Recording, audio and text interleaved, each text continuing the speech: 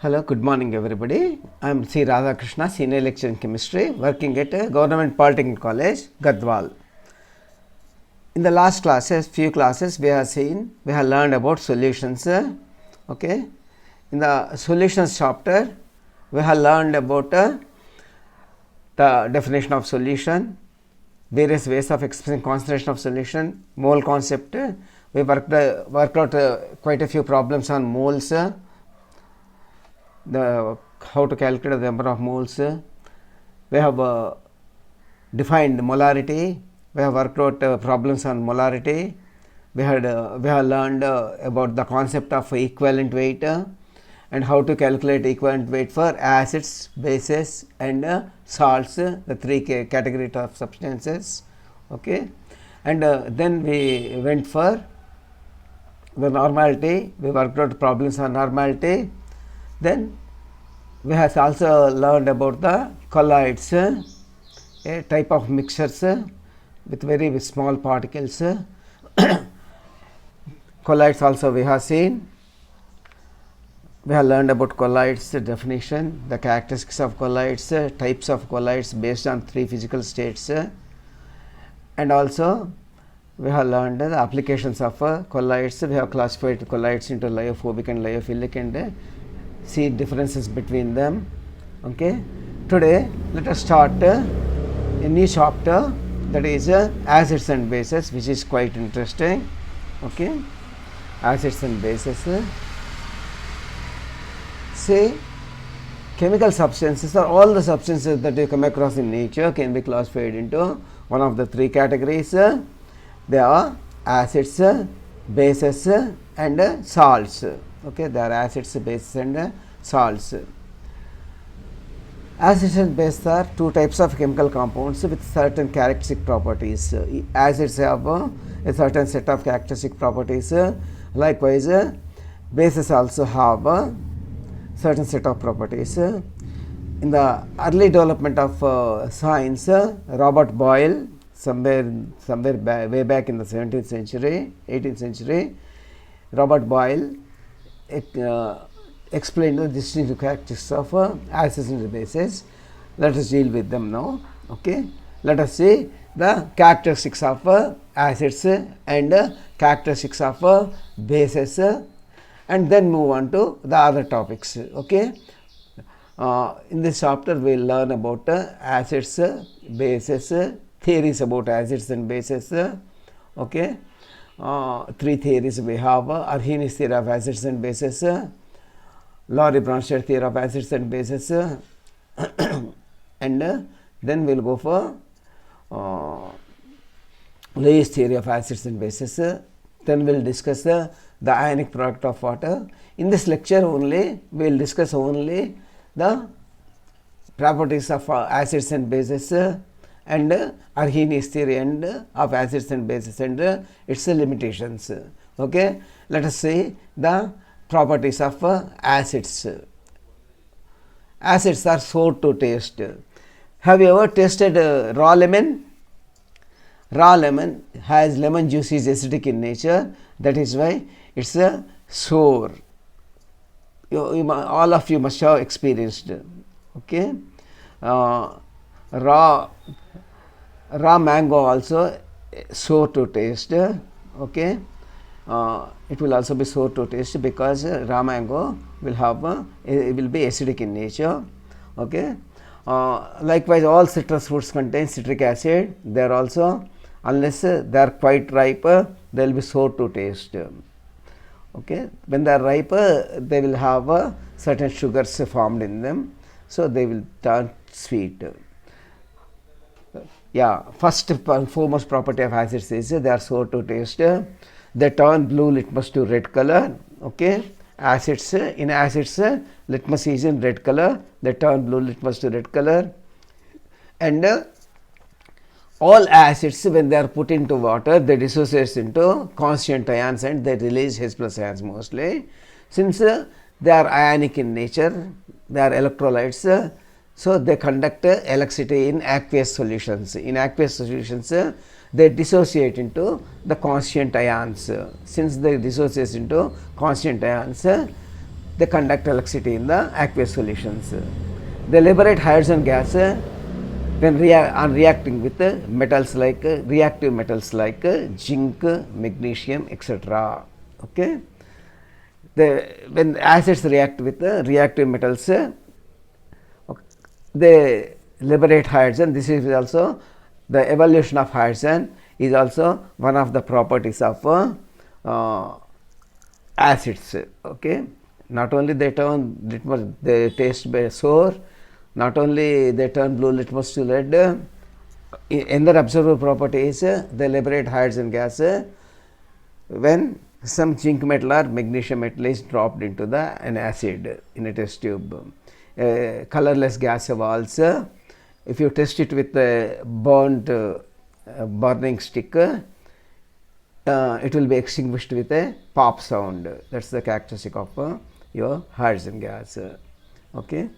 They react with bases to form salts. These acids will react with bases to form salts. This reaction is known as neutralization. And acids also liberate with metal carbonates to liberate carbon dioxide.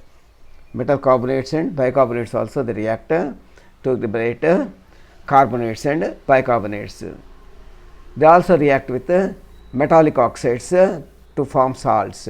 Metallic oxides are basic in nature. So, like they react with bases and form salts, they also react with metallic oxides and form salts. These are some of the properties of general properties of acids. Okay. Specific properties again differ for each acid, each and every acid. Okay. So, these are general some of the common properties of acids. They are sour, turn blue litmus to red, conduct electricity in aqueous solutions, liberate hydrogen gas on reaction with reactive metals, on reaction with bases form salts, which is called as neutralization, liberate carbon dioxide gas, then on reaction with the metal carbonates and bicarbonates, they react with the metallic oxides also, which are basic in nature to form salts. These are some of the properties of acids. Now we will move on to the bases. Okay. Now we will move on to the let us see some of the examples of common acids. You must have heard the names of all these acids in the school chemistry also. Okay. Most common acids: hydrochloric acid, HCl, formula is sulfuric acid, formula is H2SO4. The numbers are actually should have been written as subscript. Okay. H subscript 2 and SO4 subscript 4. Okay. Nitric acid HNO3, phosphoric acid H3PO4, acetic acid CH3COOH. Acetic acid we use even in as a foodstuff. It is called as commercially as a vinegar. It's called known as a vinegar, acetic acid. Okay.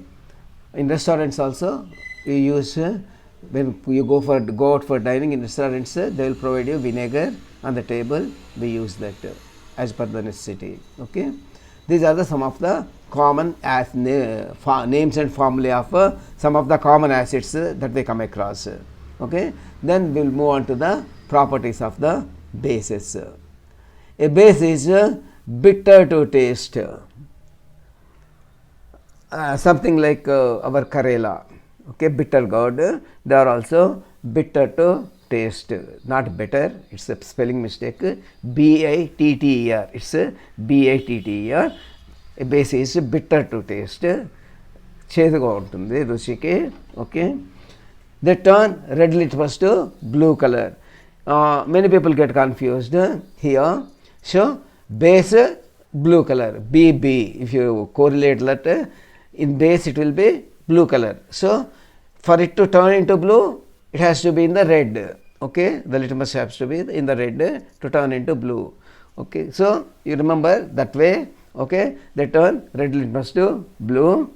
They have a detergent property, detergent like property, and they are soapy to touch, soap like, you know how you feel like soap, touch of a soap, right? In the same way, a bit sticky. If you wet your hand and touch soap, rub soap, it will be a bit sticky and slippery, right? Bases will also feel like the same, they will also give the same feeling, they are also soapy to touch. Bases are also good conductors of electricity in aqueous solutions. Like just like acids, bases also ionize or dissociate into constant ions when dissolved in aqueous solutions. They act as electrolytes and and they conduct electricity in aqueous solutions. They react with acids to form salts. Bases also react with acids to form salts. This reaction is also called as neutralization. Okay. Examples of some of the common bases we come across and their formulae. Sodium hydroxide, formula is NaOH.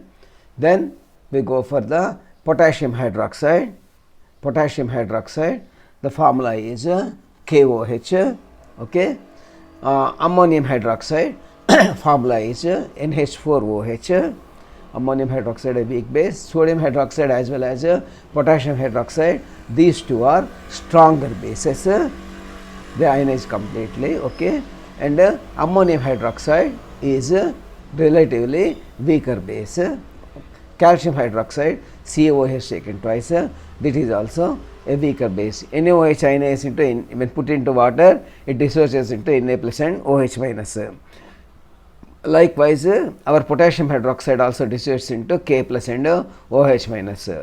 Our ammonium hydroxide also dissociates into NH4OH, NH4 plus and OH minus, NH4 cation and OH minus anion.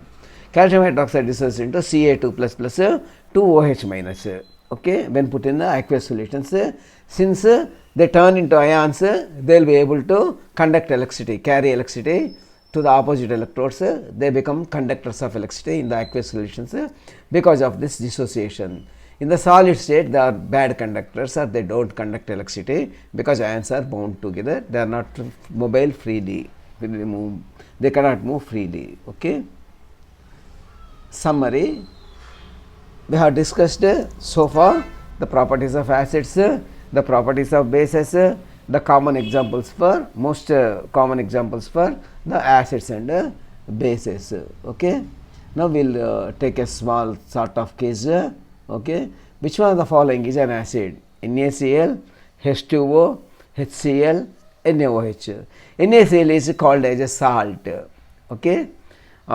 It is a salt, it dissociates into Na plus and Cl minus in aqueous solutions. H2O is water, you know pretty well, it is also not an acid. NaOH is a base which dissociates into Na plus and OH minus, we told you. The third alternative C is hydrochloric acid HCl, the name itself indicates it is an acid. HCl is an acid among the given choices. Okay. Next, which of the following is a base? HF. HF is hydrogen fluoride. It is a strong acid. It is an acid again. H2O is water. It is neither acid nor a base. KCl is like NaCl. KCl, potassium chloride, is also a salt. Potassium hydroxide, KOH, the last choice is a base. Okay, this is a base. Okay. Okay. Next, we will move on to other topics. In this class, okay, you people will learn the definition of acids and bases according to Arrhenius theory of acids and bases. We will also learn the strengths of acids and bases based on equilibrium constant. This is also according to Arrhenius theory itself. We will consider the definition, what are the strong acids, what are the weak acids, what are the strong bases, what are the weak bases, and we will see the examples also for those respective strong acids, weak acids and strong bases and weak bases. And we will also see last but not least the shortcomings or drawbacks of the Arrhenius theory of acids and bases. Okay. In this class, let us learn the Arrhenius theory of acids and bases. Now that we have already learnt what are acids, what are bases, the different characteristics of acids and bases we have seen, okay, in the earlier part of the session. Now we will go to, as I told you, there are in the syllabus you have 3 theories explaining the behavior of acids and bases. Okay, they are, first one is Arrhenius theory, second is Lorry-Bronsted theory of acids and bases, the third is Lewis theory of acids and bases. In this theory, we learned the concepts of acids and bases, their characteristics so far, their properties, and I will move on to the first theory, Arrhenius theory of acids and bases. Okay, let us see some of the chemical compounds: sodium chloride, sodium sulfate, hydrochloric acid, sodium hydroxide. Okay, among these chemical compounds, tell the properties of sodium hydroxide. Sodium hydroxide tastes bitter, turns red litmus to blue. So it is what kind of compound? It can be classified as a base. Base tastes bitter and turn red litmus to blue. Likewise, let us see the properties of hydrochloric acid. It tastes sour. Okay, it tastes sour. Hydrochloric is sour to taste. It changes blue litmus to red. Okay, so the conclusion is, based on these properties, sodium hydroxide is classified as a base and hydrochloric acid is an acid. Now let us discuss the Arrhenius theory of acids and bases. Okay, the following have been proposed to explain. As I mentioned earlier, the same thing we have depicted here. There are three theories have been proposed to explain the acid base nature of chemical compounds, to classify chemical compounds into acids and bases. Okay, first is Arrhenius theory of acids and bases. The second is, as I mentioned, it is Lorry-Bronsted theory of acids and bases. The third one is Lewis theory of acids and bases. Arrhenius theory of acids and bases. Arrhenius proposed theory of acids and bases based on the basis of his theory of electrolytic dissociation. It was proposed way back in 1887, when very few solvents were known to the scientists or chemists. Very few solvents were known. The most ubiquitous, omnipresent solvent was the water. So Arrhenius theory is based on water, or the dissociation of substances or solutions made with water as the solvent. They are called as aqueous solutions. So Arrhenius theory pertains only to the aqueous solutions. It seeks to explain the behavior of substances in the aqueous solutions only. This limitation arises from the times when he proposed his theory of acids and bases. Okay, it is based on his theory of electrolytic dissociation. Let us move on to the proper theory, Arrhenius theory of acids and bases. Arrhenius theory, as I mentioned to you, it is limited to the solutions, aqueous solutions only. Okay, only those substances which dissolve in the water their behavior can be explained. Okay, he defined acid. Arrhenius defined acid as a substance that contains hydrogen. It's a necessary condition for to behave as an acid. It has to have a hydrogen atom, in the okay, and it ionizes in the aqueous solution to give H plus ions or protons. Okay, according to Arrhenius theory, any acid is a substance that has to dissociate in aqueous solutions or ionize in the aqueous solutions to form H plus ion, to give rise to H plus ion. An acid can be represented by general formula Hx. Let us see the equation here. The Hx in water dissociates into H plus and X minus, H plus and X minus. Okay. And it is a reversible reaction. Dissociation of acids in aqueous solutions is a reversible reaction. So, H plus and X minus again they will combine to form HX and HX keeps on dissociating. So, the HX and in aqueous solutions the acid and the constant ions H plus and X minus they are in a dynamic equilibrium. This state of affairs is referred to as a dynamic equilibrium in chemistry. Okay.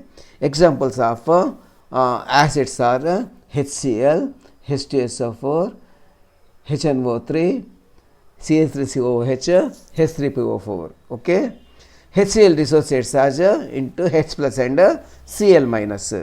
Likewise, H2SO4, the sulfuric acid dissociates as 2H plus plus SO4 2 minus. It dissociates as H plus and 2H plus and SO4 2 minus. HNO3 dissociates as into H plus and HNO3 minus.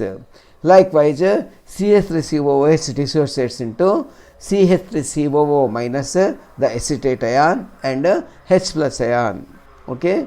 Likewise, our phosphoric acid H3PO4 dissociates into 3H plus and PO4 3 minus. PO4 3 minus is called as the phosphate ion. Okay.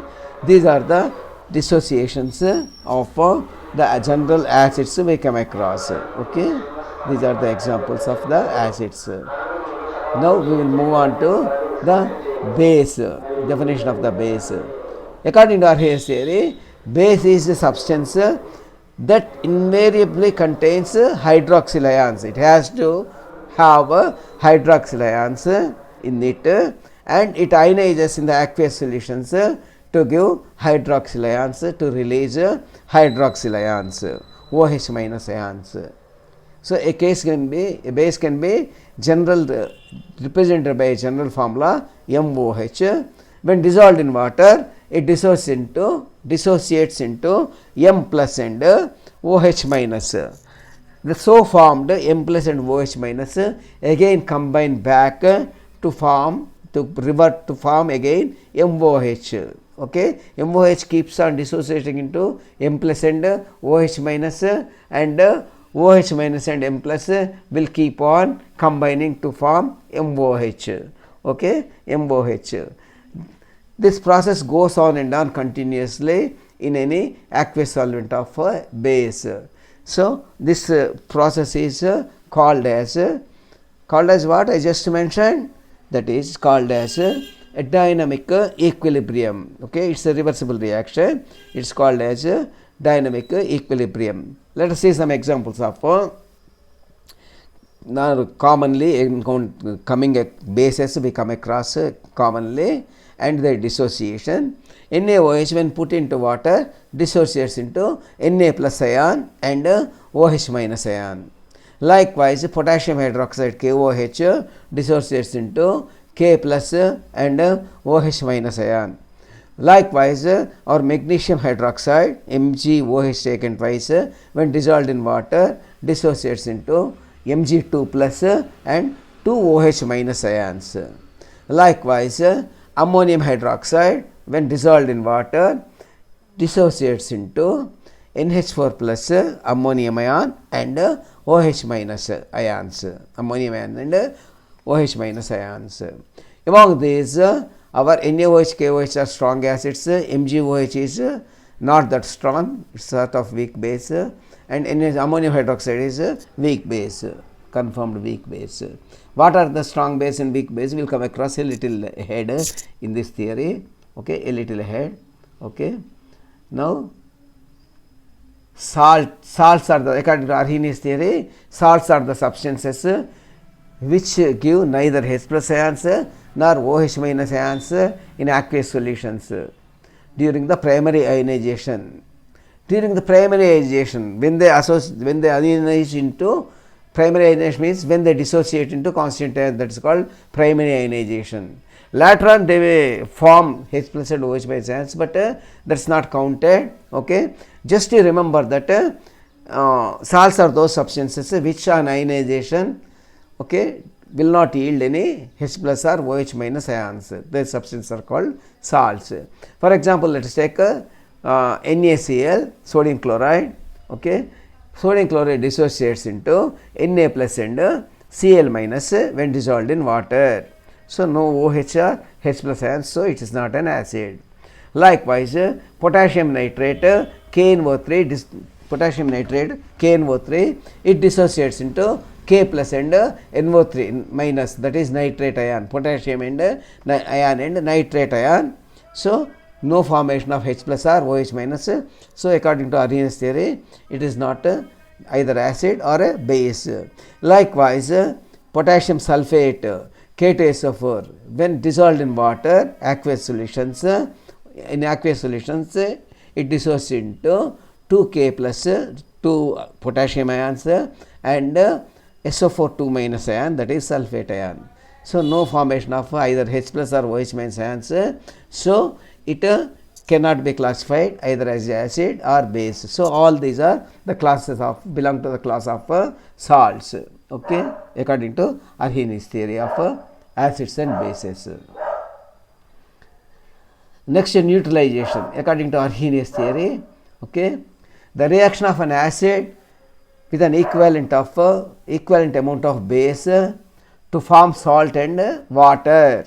According to Arrhenius theory, the combining of acid with equivalent amount of base to form salt and water is called as a neutralization reaction. In this reaction, H plus ions of acid will combine with the OH minus ions of the base. Okay, according to Arrhenius theory, acid must contain H plus ions and base must give rise to OH minus ions. When the acids and bases combine, these H plus and OH minus ions combine to produce undissociated water. Okay, H plus and OH minus ions give rise to water. This process of combining of H plus ions from acids and OH minus ions from the base is called as neutralization reaction according to Arrhenius theory of acids and bases. Now, let us try to see, this theory also seeks to explain strengths of acids and bases. Okay, strength of an acid and base in Arrhenius concept is based on the rates of ionization or on equilibrium constants of acids and bases. Okay, the equilibrium constant Ka for acids is, the equilibrium constant says, say if a substance is in equilibrium, you will have reactants and products. Okay, the equilibrium constant is given by concentrations of product of concentrations of reactant products, the concentration of products divided by the concentration of the reactants. For example, if Hx dissociates into H plus and X minus, they are in the equilibrium. The equilibrium constant is given by concentration of H plus into concentration of X minus divided by the concentration of undissociated Hx. Okay, that is called the equilibrium constant. The higher is the larger is the equilibrium constant, the larger is the concentration of H plus ions. Obviously, you can see that the larger is dissociation, the greater is the dissociation or ionization, the greater is the concentration of H plus ions, and the higher is the value of Ka. Likewise, the equilibrium constant for the bases, MOH, general representation of our base, MOH dissociates into M plus and OH minus. Okay, equilibrium constant is written as the concentration of products divided by concentration of the reactants. Okay, so here Kb, the equilibrium constant of base, is written as concentration of, see, if you put a chemical species in square brackets, it represents concentration of that species. Okay, so here the concentration of M plus and into concentration of OH minus divided by concentration of MOH, undissociated MOH. the greater is the dissociation, the larger will be the value of OH minus ions, and the higher will be the value of Kb. Okay, things are obvious here. Okay, now a strong acid, let us see the strong acid. We are trying to explain the strength of acids and bases in terms of equilibrium, strength of equilibrium constant, as well as the strength of H plus and OH minus ions in the aqueous solution. As per Arrhenius theory, an acid which dissociates to a large extent and produce a large number of H plus ions in aqueous solutions is called as a strong acid. Okay. Basically, an acid is one which produces H plus ions. If it is capable of producing large number of H plus ions, to that extent it is stronger. Okay, that's what Arrhenius theory states that. Okay, more is the number of H plus ions produced, the stronger will be the acid. Okay, the value of Ka is directly proportional to the number of concentration of H plus ions. The more is the H plus ions, the higher will be the value of Ka. Okay, dissociation equilibrium constant of acid. So the value of Ka is very high for strong acids. Obviously it is so. Ka is very high for strong acids because okay, and examples of strong acids are HCl, HNO3, H2SO4, HClO4, etc. Hydrochloric acid, nitric acid. Okay. All these acids. Okay. Next we will move on to weak acids. A weak acid is an acid which dissociates to a smaller extent. When dissociates to a smaller extent, okay, it produces a fewer number of H plus ions. Okay. So when it produces fewer number of H plus ions, the value of Ka will be equilibrium constant of acid will be less. Okay. So obviously the value of Ka is very low for weak acids. Okay.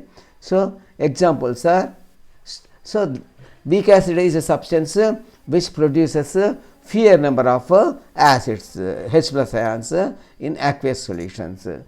When H plus ions number is fewer, the Ka value will be less. Okay.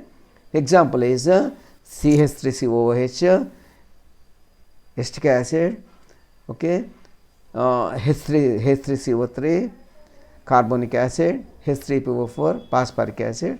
All these acids are the weak acids. Okay, they are all weak acids. Examples of when they dissociate in water, when they dissolve in water, they don't ionize much. They ionize to a very little extent, forming fewer number of lesser number of H plus ions. The strength of the acid is less. Okay. Strong base, like as you have discussed strong acid and strong base, strong weak acids, we will also discuss weak acids and strong acids and strong base and weak base. Okay. See, a base is a substance which dissociates in aqueous medium to give rise to OH minus ions according to Arrhenius theory. So more is the number of H plus ions, the higher will be the value of equilibrium constant for base Kb, and the stronger will be the base. So a base is, strong base is defined as a base which dissociates into large extent, very large extent, and produces a large number of OH minus ions.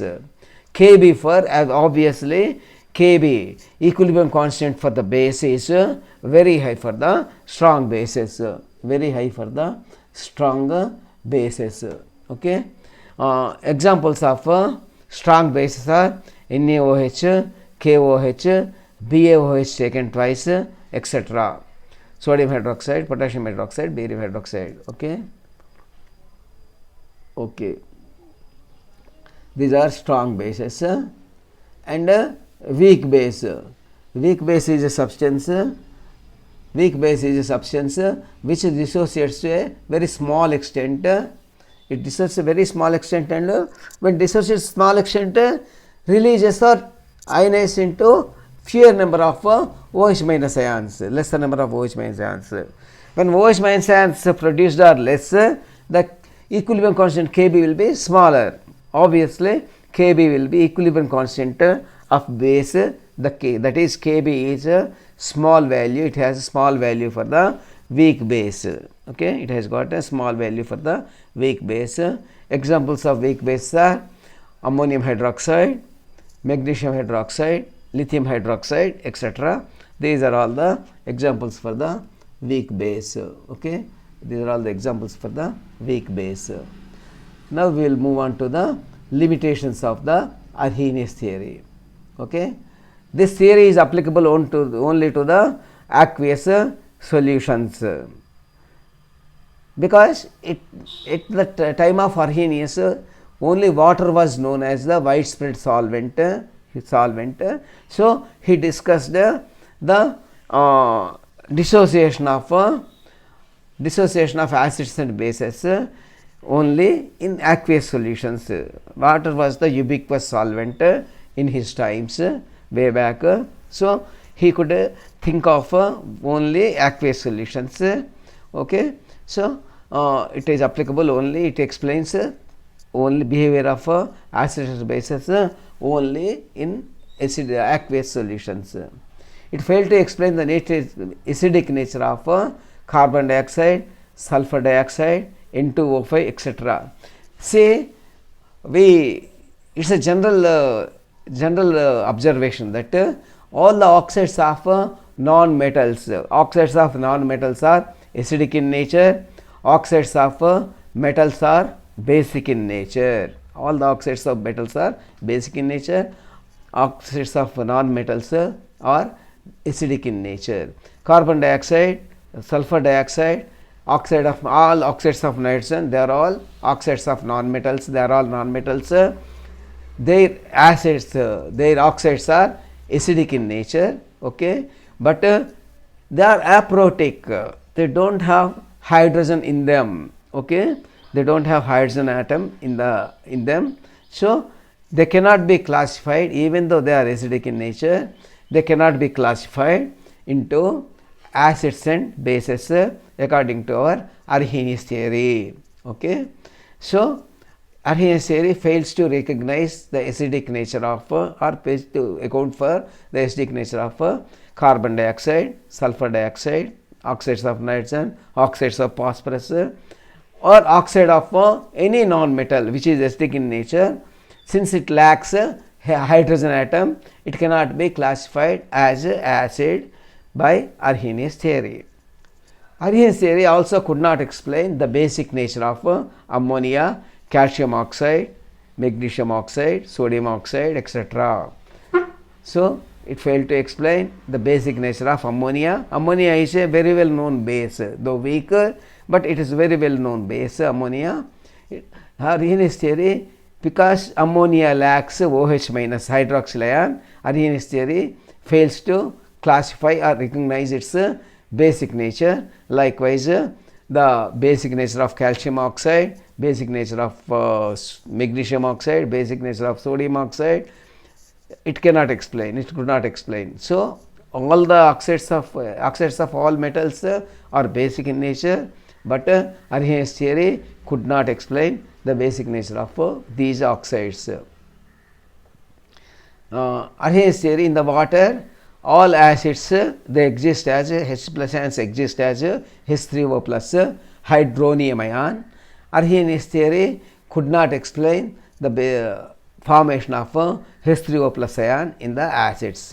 Okay, acids are even in the water also, H2O plus ion exists, hydronium ion exists, but Arrhenius theory could not explain the formation of H3O plus ion. Okay, it failed to explain it could not explain these are the shortcomings of the Arrhenius theory.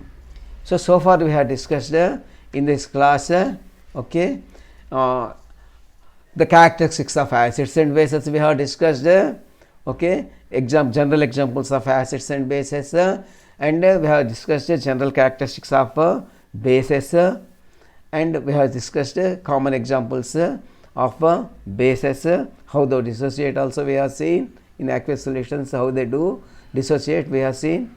Okay. Then we went for the Arrhenius theory of acids and bases. According to Arrhenius theory, acid is a substance which releases H plus ions in aqueous solutions. Base is a substance which releases OH minus ions in aqueous solutions, and salt is a substance that cannot release either H plus ions or OH minus ions in aqueous solutions. Arrhenius theory also seeks to explain the strengths of acids and bases. It seeks to explain strength of the acid, classifying a strong acid as a strong acid. So, a substance, an acid which releases large number of H plus ions and has a larger equilibrium constant is classified as strong acid, and a substance, an acid which releases fewer number of H plus ions in aqueous solutions and has got a lower lesser value of equilibrium constant Ka is classified as weak acid. Likewise, a substance which releases large number of OH minus ions and has got a higher value, a large value of Kb is classified as strong base, and as a basic substance which releases fewer number of OH minus ions in water, fewer number of OH minus ions in water is and has lower value of very low value of Kb is classified as weak base. Okay. Example for strong acids, weak acids, strong bases, weak bases also we have seen, and we have also discussed the limitations of the Arrhenius theory. Now it is time to discuss a few quiz questions, okay, to strengthen our understanding of the topic. Which of the following is a strong acid according to Arrhenius theory? According to Arrhenius theory, H2SO4 is the strong acid. Choice 1 is that is choice A. CH3COOH acetic acid is weak acid. H2CO3 carbonic acid is also weak acid. HCOOH formic acid is also a weak acid. Okay, only H2SO4 is the strong acid. It ionizes almost completely and produces a large number of H plus ions, and it has a very huge value of Ka, equilibrium dissociation constant. Okay. Which of the following is a strong base according to Arrhenius theory? According to Arrhenius theory, NaOH is a strong base because it ionizes almost completely in aqueous solutions into Na plus and OH minus, and it has got very large pKa value, the Ka value, Ka value, equilibrium dissociation constant of the acid. It has got very large value. Okay. Ammonium hydroxide is a weak base. It produces fewer number of OH minus ions. Likewise, MgOH is also weak base, produces fewer number of OH minus ions and has lower Kb value. Ammonium hydroxide also has lower Kb value. Calcium hydroxide also has a produces fewer OH minus ions, undergoes limited ionization and produces fewer OH minus ions and has got lower Kb value. Okay. So far we have discussed acids and bases. We have seen the characteristics of acids and bases, and we have also seen Arrhenius theory in detail, and its limitations also we have learned. Thank you. With this I conclude my session. Thank you.